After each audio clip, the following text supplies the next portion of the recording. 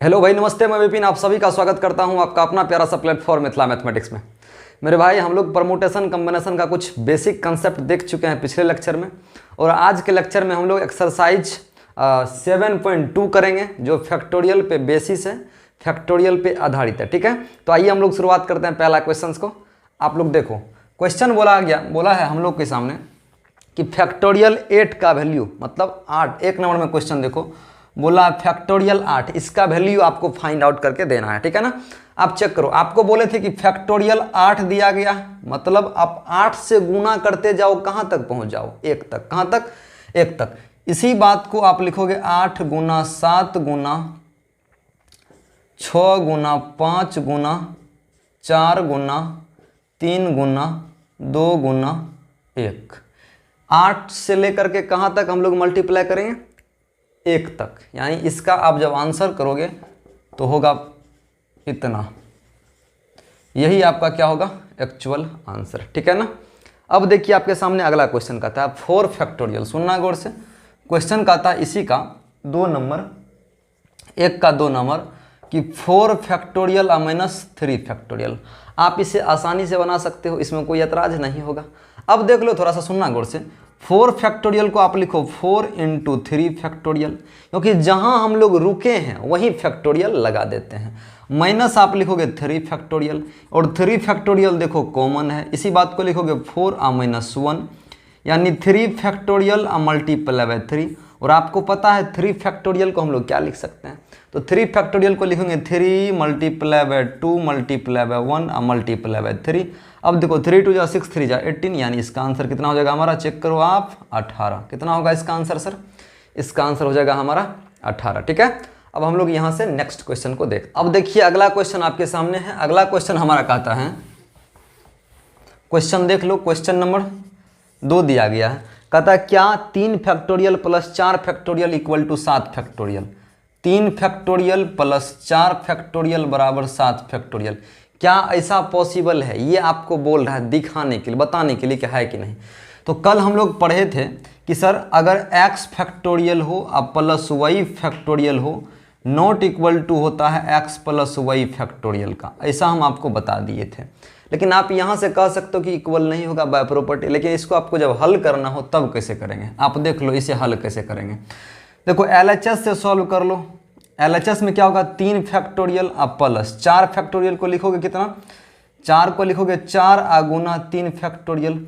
अब 3 factorial common है, ले लो, यहाँ क्या बचेगा? 1 प्लस 4। अब आप देख सकते हो यहाँ पर 1 होगा प्लस 4, 4 1 5, तो 3 गुना 2 गुना 5 कितना होगा? 3 दूना 6 5 30, इसका आंसर होगा LHS का।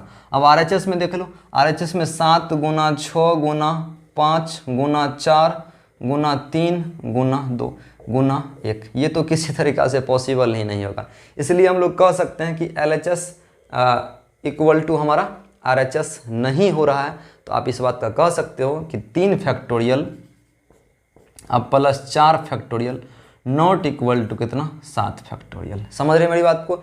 यहाँ से समझो 3 फैक्टोरियल, यहाँ भी 3 फैक्टोरियल, यहाँ भी 3 फैक्टोरियल कॉमन आ जाएगा।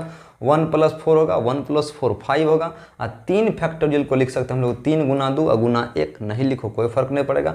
3 गुना 6 5 कितना होगा हमारा? 30। तो ये इक्वल हमारा क्या है? नहीं है। समझ रहे हैं मेरी बात को? चलिए अब आगे नेक्स्ट क्वेश्चन आपके सामने है। तीसरा क्वेश्चन कहता है कंप्यूट, मतलब वैल्यू फाइंड आउट करना है। तीसरा क्वेश्चन में क्वेश्चन दिया गया है 8 फैक्टोरियल बाय, उसके बाद बोला है क्या है 6 फैक्टोरियल इंटू 2 फैक्टोरियल। कितना? 6 फैक्टोरियल इंटू 2 फैक्टोरियल। इस चीज़ को हम लोग कैसे लिखेंगे, थोड़ा सा सुनना गौर से। 8 फैक्टोरियल को आप 8 फैक्टोरियल रहने दो, नहीं तो इसको थोड़ा सा बदल दो। 8 फैक्टोरियल को लिखोगे 8 गुना 7 गुना 6 factorial by 6 factorial into 2 factorial को लिखोगे 2 मल्टीप्लाई बाय 1। अब देखो 6 फैक्टोरियल से 6 फैक्टोरियल कटा, 2 से ये कटा, 2 4 जा 10। अब 7 गुना 4 कितना होगा हमारा सर? 28। यही आपका क्या हो जाएगा? आंसर। ठीक है, चलिए अगला क्वेश्चन आप देख लो यहाँ से, क्वेश्चन नंबर 4।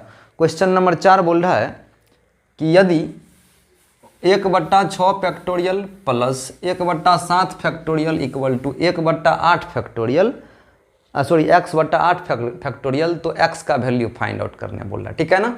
चलिए क्वेश्चन नंबर कितना हमारा होगा 4 में सॉल्यूशन सबसे पहले लिखिए। अब जो दिया गया 1/6 factorial plus 1/7 factorial equal to x/8 factorial, कितना x/8 फैक्टोरियल। अब इसमें x का वैल्यू फाइंड आउट करने बोल रहा है, हम लोग इसको आसानी से सॉल्व कर लेंगे। थोड़ा सा सुनने का कोशिश करना कि 1/6 फैक्टोरियल को जस का तस लिखो प्लस 1/7 फैक्टोरियल को 1/6 7 × 6 फैक्टोरियल लिखोगे, बिल्कुल लिखेंगे, इक्वल टू x/8 को लिखोगे x/8 गुना 7 गुना 6 फैक्टोरियल। अब बताओ 1/6 फैक्टोरियल आप कॉमन लोगे, यहाँ क्या बचा 1 + 1/7 इक्वल टू x अपॉन कितना बचेगा 8 × 7। इस बात को हम लोग कह सकते हैं 1/6 फैक्टोरियल। 1/6 से 1/6 हमारा क्या हुआ सर, कट गया।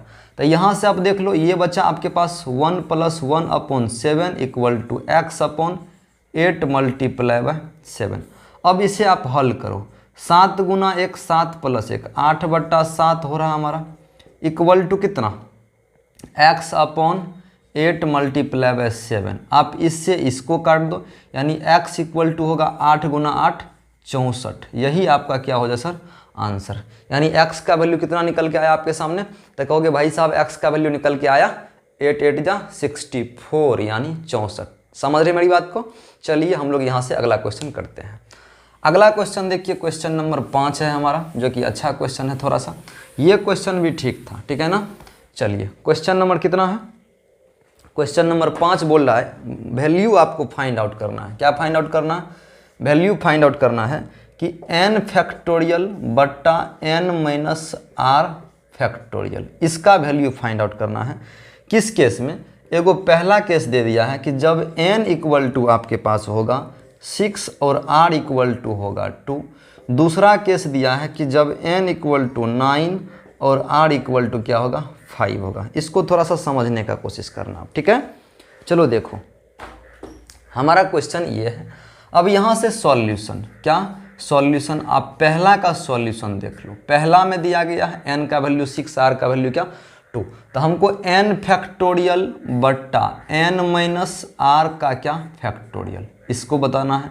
तो n के जगह पर 6 रखेंगे, यानी 6 फैक्टोरियल बट्टा n के जगह पर 6 माइनस r के जगह पर कितना 2 का होल फैक्टोरियल। अब बताओ इसी बात को लिखोगे 6 फैक्टोरियल बट्टा 6 में से 2 जगह कितना बचेगा हमारा 4 फैक्टोरियल। तो 6 को लिखेंगे 6 गुना 5 गुना 4 फैक्टोरियल बट्टा क्या 4 फैक्टोरियल। 4 से 4 फैक्टोरियल कटा, 6 गुना 5 कितना होगा हमारा सर, 6 गुना 5 हमारा 30 होगा, ठीक है ना। समझ रहे हैं मेरी बात को। 6 गुना 5 कितना होगा सर, 6 गुना 5 30 होगा। यही आपका आंसर होगा पहला क्वेश्चन का, ठीक है। अब दूसरा क्वेश्चन आप यहाँ से देखिए। दूसरा क्वेश्चन जो हमारा है, दूसरा क्वेश्चन में भी यही बात बोल रहा है, किसका वैल्यू कि n फैक्टोरियल बट्टा n - r का कौन चीज़ फैक्टोरियल, ये फाइंड आउट करना है आपको। तो यहाँ से आप n का वैल्यू एक बार कितना रखोगे 9, तो 9 फैक्टोरियल माइनस n का वैल्यू 9, r का वैल्यू कितना है 5, तो 5 का कौन चीज़ फैक्टोरियल। अब देखो आप 9 को लिखोगे 9 फैक्टोरियल बट्टा 9 में से 5 जाएगा सर 4 बचेगा, यानी 4 फैक्टोरियल। अब इसी बात को आप लिख सकते हो 9 गुना 8 गुना 7 गुना 6 गुना 5 गुना कितना 4, ऐसा आप लिखोगे। अब फैक्टोरियल लगा देंगे, बट्टा कितना होगा हमारा 4 फैक्टोरियल। इससे ये कटा, बचा हमारे पास 9 गुना 8 गुना 7 गुना 6 गुना 5। यही आपका क्या होगा सर एक्चुअल आंसर, ठीक है ना। चलिए अब हम लोग एक क्वेश्चन और देख लेते हैं यहाँ से, जो क्वेश्चन थोड़ा सा अच्छा होगा, आप इसे देख लो। नेक्स्ट क्वेश्चन को, आपका एक्सरसाइज 7.2 खत्म हुआ। 7.2 में इतना ही क्वेश्चन था, समझ रहे मेरी बात को। अब 7.2 में नेक्स्ट क्वेश्चन नहीं है। अगला क्वेश्चन हम अपने मन से एक क्वेश्चन आपको देते हैं, इस क्वेश्चन को आप करने का कोशिश करिए। जैसे अगर बात किया जाए, क्वेश्चन है आपके पास, मान लेते हैं कि 1/5 factorial plus 1/6 6 factorial equal to x upon 7 factorial. इसमें x का वैल्यू फाइंड आउट करना है।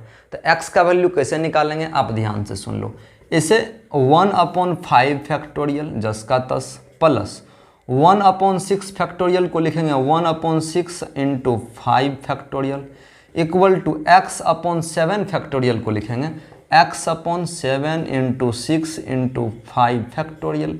अब इसी बात को आप देख लीजिए कि 1 अपॉन 5 फैक्टोरियल प्लस इसको लिखोगे 1 upon 6 into 1 upon 5 factorial equal to इसे लिखोगे आप x upon 7 into 6 into 1 upon 5 factorial.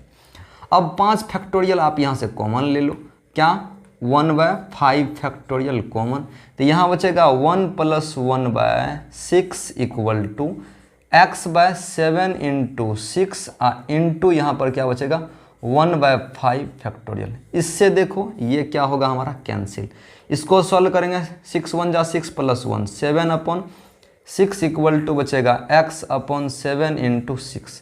अब इससे ये कटेगा यानी यहाँ क्या होगा x equal to cross multi करो 7 7 जा 49 यानी x का वैल्यू कितना हुआ हमारा सर, x का वैल्यू आपका 49 हुआ। ठीक है, अब हमारा खत्म हुआ एक्सरसाइज 7.2 एनसीईआरटी से। अब हम लोग नेक्स्ट क्लास में फंडामेंटल प्रिंसिपल ऑफ काउंटिंग पढ़ेंगे जिसका 2 गो रूल है, दोनों रूल को पढ़ करके हम लोग फिर से नेक्स्ट क्वेश्चन को करेंगे। ठीक है, मिलते हैं अगले क्लास में, तब तक के लिए आप सभी का दिन शुभ हो। जय हिंद, बाय।